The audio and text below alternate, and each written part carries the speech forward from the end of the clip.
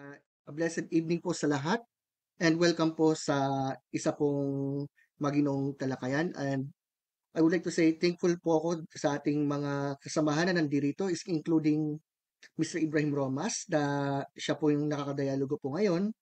So, ang maging paksa po natin ay may kinalaman po sa issue kung paano makamtan yung buhay na walang hanggan according to Christianity, and also according to Islam na siyang tatayuan ni Mr. Romas mamaya. Dahil ang focus natin dito ay may kinalaman sa Christianity, titingnan po natin ang mga reasons kung bakit masasabi natin na nagme-make sense sa reality ng Christianity, especially po sa salvation. So kung mapapansin po natin ang mga pieces of evidence dyan, makikita po natin kung bakit yung Christianity po ay talagang base sa turo ng Lord, I mean ng turo ng Panginoong Jesus, bakit hindi po yung Islam, and lastly, titingnan po natin yung iba pang mga points na dapat po natin may konsidera. So far, masisimulan po natin ito sa mga points na dapat po nating ma-realize. So, bakit Kristyanismo? Bakit Christianity? Katunayan naman po, meron po naman masasabi natin na mga, let's say, similarities between Christianity and Islam, lalo po sa mga ganitong paksa na parehong naniniwala na may Diyos na umiiral, na parehong naniniwala na may matatawag na himala, parehong naniniwala na nagpadala ang Diyos ng mga prophets o mga propeta. Naniniwala din ang parehong panig na ang Diyos ang siyang nagkakalob ng kaligtasan. Subalit kung titingnan po natin, if we will go to dig deeper, meron po tayong makikita na differences talaga. Lalong-lalo tungkol sa issue kung sino si Kristo at paano maligtas ang tao. So, ngayon, dahil ang magiging paksa din ay may kinalaman sa kaligtasan, sa buhay ng walang hanggan, may tinuro ba si Kristo ukol sa kung ano yung pinapaniwalaan ngayon ng mga Kristiyano? Okay? Katunayan, kung titingnan natin po yung nutshell sa Christianity, nandito na po yung mga sumusunod. Ang Diyos bilang Trinity, si Kristo ay Diyos na nagkatawang tao, siya ay ipinako sa krus, muling nabuhay, at ang kaligtasan ay sa pamamagitan lamang niya. So kung papansinin po natin, tinuro nga ba ni Kristo ang mga essential na ito? Ngayon, kung titingnan po natin talaga, especially kung titingnan natin yung context ng kasulatan, mapapansin po talaga natin na itinuro niya po ang lahat ng yan. Okay? Siyempre, bukod ito sa testimony ng mga apostol niya, so titingnan po natin ang mga sumusunod. So, although ito po ay hindi po masasabi natin na parang topic natin. Kumbaga, isa po ito sa mga subtopics, kumbaga, kasi take note, we are talking about Christianity here, we are talking about salvation, kaya natural lamang po na maipipinpoint natin. So, God as Trinity, take note, ito po yung mismong words ng Panginoong Jesus dito. Matthew 28:19 to 20, John 14:16 to 17 and 27. Pwede niyo pong tignan sa screen po ninyo, at least kahit paano na i-share ko na po ito ngayon nang sa ganyan po ay mabasa po ninyo. Na, yun na nga, he pointed out that, ito, from Matthew 28 nga na, baptizing them in the name of the Father and of the Son and of the Holy Spirit. And then, sa John 14, dito pa lang, the Father sent the Holy Spirit in Jesus' name. So, dyan pa lang po, nandito na po yung point na God is one in being with three co-equal, co-eternal divine persons. Bukod po dito, Jesus really claimed to be God. Yan, what do we mean by that? As Christians, hindi po tayo naniniwala na si Jesus ang Ama. We don't. When we are talking about Christ being God, it is in a sense na ang Ama at ang Anak, maging ang banal na Espiritu ay isa sa likas na kalagayan o yung mismong nature. Siyempre, they're distinct with one another, and yet they are one in being. Dito pa lang, kung mababasa po natin yung John 8, particularly po sa passage na yan, kung mapapansin po natin yung reaksyon ng mga Hudyo rito, na nung sinabi ng Panginoong Jesus, ang katagang ito na, truly, truly, I say to you, before Abraham was, I am. So anong reaction ng mga Jews? They pick up stones to throw at him. So papansinin po natin, aware po ang mga Jews tong time na yun kung anong ang ibig sabihin ni Kristo dyan. And we have other passages na nagpapatunay dyan. Take note, we are talking about salvation. Kung si Kristo ay tao lang, paano po natin masasabi na siya mismo ay mayroong kapangyarihan na magligtas o magkaloob ng buhay na walang hanggan. Right? Also, we have good reasons why we believe that Jesus was crucified and rose again from the dead. Katunayan, ito po ay ilang ulit niya pong na-predict na siya ay siya ay pupunta sa Jerusalem, na siya i-deliver sa mga taong yan, they will kill him, and on the third day, he will be raised to life. Anyway, if the Lord wills naman, kung magkakaroon man po uli kami ng mga ganitong pagtalakay like this one, maybe we will go to discuss about the topic concerning what happened to Christ, kung talaga bang siya ay pinako sa krus at muling nabuhay o hindi. Pero ito po ay, kumbaga, pahapyaw lamang po ito dahil nagbi-build up pa lamang po tayo ng case dito. Okay? So, Christ himself predicted that he will die and on the third day, he will raise to life again. Katunayan po, naganap po talaga yan. And then, kitang-kita naman po dito na sa mismo ni Kristo nung siya ay kasama ng mga apostol niya sa Luke 24, sabi niya mismo, the Messiah will suffer and rise from the dead on the third day. And repentance for the forgiveness, ito po gusto ko pong idiin po itong sinabi niya. Repentance for the forgiveness of sins will be preached in His name to all the nations. Take note, sa kontekstong yan, itong Mesiyas na to ay walang iba kundi ang Panginoong Jesus. Now, if Jesus was just a mere man, kung siya ay tao lang, paano po magiging posible itong sinabi niyang ito? Okay? So, yan na nga po, salvation through Christ alone. So, dito na po tayo papasok. So, sikat na sikat po yung passage na yan. Jesus said, I am the way and the truth and the life. No man comes to the Father except through me. Sabi rin ni Kristo sa John 10, inilalarawan niya ang kanyang sarili bilang isang pastol na handang ialay ang kanyang buhay para sa mga tupa niya, which is, in a symbolical way, ito po yung mga tao na sumusunod at sumasamba sa kanya. At kung titingnan ko, halimbawang gagamitin po itong passage na yan, like Luke chapter 18, verse 18 to 30, lalo yung sinasabi na no one is good except God alone, kung titingnan po natin mismo yung bandang dulo, what does it mean for that? So, kumbaga, nung sinabi niya na, then come follow me. Take note kasi, yung mayaman dito, nagtanong, ano pong gagawin ko para magkaroon ng buhay na walang hanggan? O syempre, nabanggit yung tungkol sa mga kautusan like, you should not commit adultery and others. Okay, sabi naman ng mayaman na, nagawa ko na ito kahit mula pa nung pagkabata. Pero, ito ay masasabing demand ni Kristo doon sa naturang mayamang lalaki. Lalong-lalo dito, then come and follow me. Na kumbaga, dinidirect dito kung talaga ba, na kung talaga bang, kasi tinawag ng mayamang lalaki yung ating Panginoong Jesus na guro, o mabuting guro. Pinipinpoint lamang dito kung ano talaga ang ibig sabihin. By means of what? If only God is good and Jesus is good, then it is logically pointed out that Jesus is, yes it is, God. So, if Christ is God, then, hands down, masasabi po natin na siya lamang talaga ang may tuturing na daan patungo sa tunay na landas. Kaligtasan, kumbaga, ang ating pinag-uusapan dyan. So, marami pa tayong mga passages dyan, like Mark 10, we've got, ito po, Luke chapter 19, verse 10. Yamang pinakilala ni Kristo ang kanyang sarili. Hello po, narinig pa po ako? Yes, po. Yes po. Dinig na dinig. Okay. Dinig na dinig. Thank you po. So, dito pa lamang, yamang tinawag ni Kristo. 5 minutes lang po, Pastor. 5 minutes remaining. Po. So, tinawag ni Kristo ang kanyang sarili na ang anak ng tao.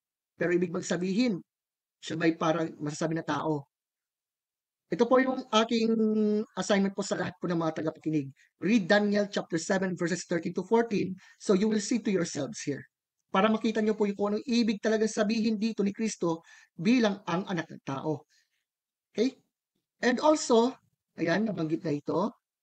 And others, your sins are forgiven. And then, yan. Yung mga passage na yan, na nakikita nyo po ngayon, mamaya po, pwede nyo pong i-pause, tama, at basahin nyo po mabuti. You can read it for yourselves, okay? And then, I will go on to read Matthew 11:27-30, kung saan sinabi ni Kristo, all things have been handed over to me by my Father. No one knows the Son except the Father, and no one knows the Father except the Son, and anyone to whom the Son chooses to reveal him. And then, if Jesus was just a mere man, kung siya po ay tao lang, paano po ito? Na kung saan sinabi ni Kristo, come unto me, all who labor and are heavily laden, and I will give you rest. Ang pinipinpoint dito yung kapahingan sa kaluluwa, so to speak. So, we have good reasons kung bakit si Kristo lamang talaga ang tanging kaparaanan upang ang tao ay maligtas. Now, dahil ipipinpoint yung tungkol sa Islam, na mamaya ay ipepresenta po ng ating maginong kausap, ipipinpoint ko lamang yung historical aspect nito. Take note po, if we still remember yung tungkol po sa the Bible and the Quran last time, yung Bible being God's word and reliable, we have many reasons why we think the Bible is true. And as far as the records are concerned, lalo na po yung gospel according to Matthew, Mark, Luke, and John, talagang pinipinpoint na ito talaga yung mga mismong salita ni Kristo. And then, kung makikita po natin talaga, kung talagang sinabi ni Kristo yung mga words na yan, like yung sinabi niya na siya lamang ang tanging daan, na siya ang daan, katotohanan ng buhay, then, game over. We have good reasons why we think and why we believe that Jesus is the only way of salvation. Yan po, kung ipipinpoint tungkol dyan, yung John chapter 14, tapos ipipinpoint yung iba pang mga passages like yung tipong si Moses at Abraham. Pero I think, depende po yan kung paano ito. 2 minutes remaining, Pastor. Okay. So, to end this up, ito po yung magiging masasabi kong concluding statement dyan. Gusto kong tapusin to by this. Sa Christianity kasi, God does not ignore His own law. He fulfills it. Remember, kung ipipinpoint tungkol sa, okay, repentance or sincerity, ganito. Pero asan po yung justice, so to speak? Diba? That's why, in Christianity, ang Diyos ang gumawa ng kaparaanan upang ang bawat tao ay maligtas. Ikaw, ako, tayo lahat. He became one of us under the law. He never sinned. He bore our sins. Sins are legal debt that are transferable. Only legal sin debt was transferred to Christ when He died on the cross, fulfilling the requirements of the law. So, sa Christianity, the law is satisfied by God and not ignored. Therefore, kung ikukumpara po natin, the God of Christianity is truly righteous. Isa pa, if ever na may papresenta yung tungkol po sa Quran, doon po natin ipapresenta kung ano-ano yung mga Physicans. kung ano yung mga problems doon. But as of now, we have built the case that in Christianity, we have good reasons why Jesus and Him alone is our Lord and Savior. At yan po yung turo ng Christianity na dapat mong saliksikin ng bawat isa. Glory to God in the highest. Magandang araw po. Maraming salamat. Okay, so sige. Muli, magandang araw po uli sa lahat. At thanks po kay Mr. Ibrahim sa kanyang presentation kanina. Gusto ko po i-address muna po yung on the 5 minutes doon sa mga points na sinabi niya, which is yung mga importante na lang.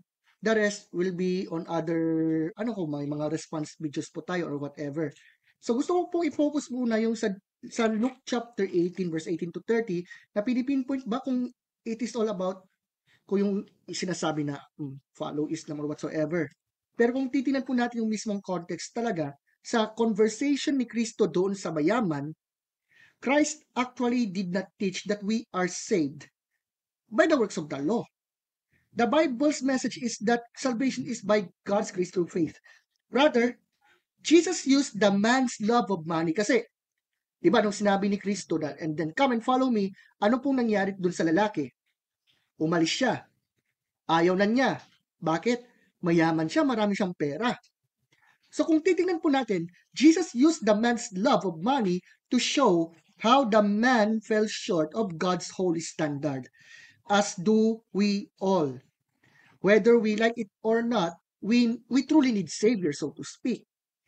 So ang ina-address po kanina ng assumption na yung naturang passage ay may kinalaman daw sa, let's say, following the said belief na sinabi po ng ating maginong kausap, it sounds like hindi po siya nafa-follow talaga pirme dahil nung sinabi ni Kristo, then come and follow me.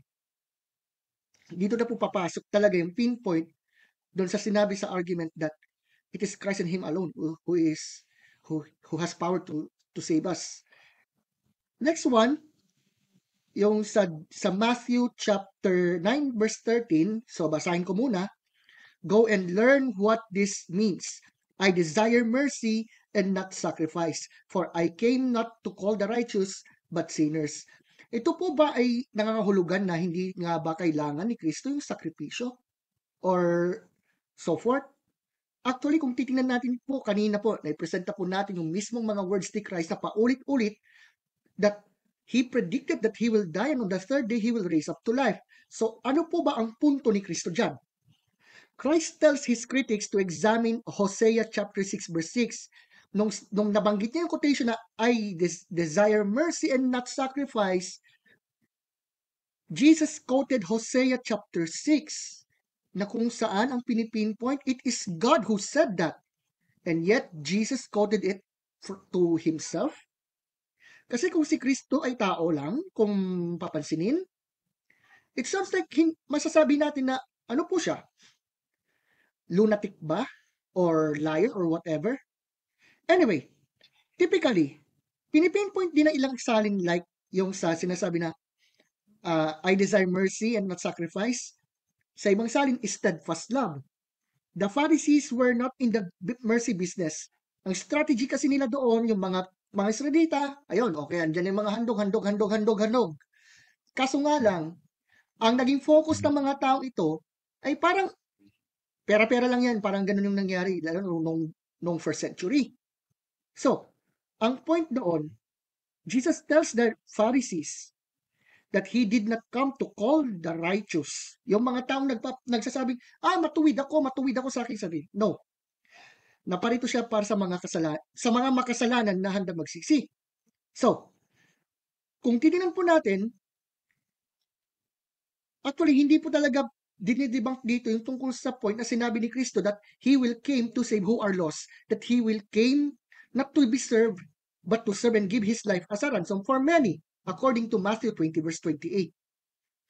Next one, paano ba naligtas ang mga tao sa Old Testament times? People in the Old Testament were saved by God's grace through faith. Katulad po sa panahon ito. Kung mababasa po natin, for example, Ezekiel chapter 18 verse 26 to 28. Ito pa, Isaiah 1 verse 18, na kung saan sinabi ng Lord dito, come now, let us reason together, says the Lord. Though your sins are like scarlet, they shall be as white as snow. Though they are red like crimson, they shall become like wool. So, kung titingnan natin, the Old Testament system of sacrifices were never intended to be salvific. Kumbaga, yung sakripisyo noon sa Old Testament times ay hindi naman pirming masasabi na magiging standard para ang tao ay maligtas. Although, ito yung parang magiging simboliko para sa ultimate fulfillment. At ito po ay si Kristo Jesus. So, also, sa Romans 4:10, sabi ni Paul concerning Abraham, how then was it credited? While he was circumcised or uncircumcised? Not while circumcised, but while uncircumcised. So, Paul is showing that Abraham was justified by faith, after which God sealed it with a covenant sign. Kung ganoon, ang mga tao sa Old Testament ay naligtas by means of God's grace through faith. So, ngayon, kung titingnan ko po yung naturang presentation po ng ating Maginoo pong kausap, it sounds like most of the time, hindi po pininpoint yung ilang mga passages na nabanggit. John 8:58 to 59, we've got Matthew chapter 28 verse 19 to 20, we've got John 14 verse 6, we've got John chapter 10. And then concerning Christ was not being worshipped, how about Matthew 14:33, how about John chapter Matthew chapter 28 and the rest of the passage. Pero sa ngayon, hindi ko po maiano po yung lahat-lahat. For the meantime, dahil ang issue po ay may kinalaman po sa concerning salvation, so nabanggit po ng ating kausap Maginoong kausap na si Mr. Romas yung tungkol sa pagiging sincere. So I even asked the question about this matter na kung if we say that we know we are sincere enough in our repentance before God, paano po natin nalalaman na hindi po natin niloloko ang ating sarili? So far, pwede po natin sabihin na, hindi ko niloloko ang aking sarili, alam ko yung sarili ko. Pero dito na po papasok yan. Is our... 3 minutes, Stads. Okay. Pastor. Okay, sorry. Okay, thank you po. Is your heart really good enough to muster enough sincerity before a holy and righteous God? So, ayan, nabanggit po kanina, papatawarin tayo ng Diyos, bibigyan tayo ng chance, okay, fine. Pero, where is what we call God's justice there? Kasi okay, pinatawad na, pero paano ma-deal yung naturang kasalanan na nagawa? Now, ngayon kung sabihin po natin doon sa nasabing tanong na, if we say yes, ito po yung magiging tanong. Tayo po baga ay prideful? Okay, marami po sa atin po magsasabi, hindi naman ako prideful. Ngayon, kung sasabihin po natin na tayo po ay prideful, then are we boasting in our sincerity? Okay, hindi nga po tayo naging mayabang nga. Naging mapagpakumbaba tayo. Pero parang lumalabas na, parang, yung tipong yung ating pagiging mapagpakumbaba o sinseridad ay parang naitataas pa rin eh. Therefore, kung titingnan po natin talaga, okay, andun na po yung forgiveness, andun na po yan lahat-lahat. But here's the question. Saan po diyan yung tinatawag po natin na katarungan o justice when it comes on this? And by the way, kung gagamitin po yung Luke chapter 18 to prove na yun po ay about Islam, then how about this? That a person must be saved kung ang tao ay nakarecognize that Allah is God and Muhammad is His messenger. Kasi sa Surah chapter 4, 13 to 14, nabanggit dyan. Those are limits set by Allah. Those who obey Allah and His apostle will be admitted to gardens with rivers flowing beneath, to abide therein forever, and that will be the supreme achievement.